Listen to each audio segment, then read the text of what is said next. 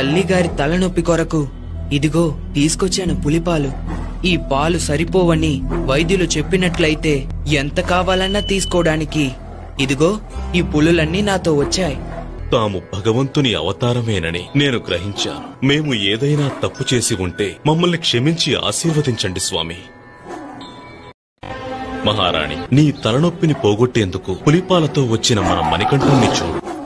లాలించిన తల్లి ప్రేమకు పాలొసగిన తనయుడా స్వామి, అమ్మలగన్నా అమ్మే అతడు. క్షమించు తండ్రి, నీవు దైవాంశ సంభూతుడవనే నిజాన్ని నేను గ్రహించలేకపోయాను. నన్ను క్షమించి రక్షించు పుత్ర.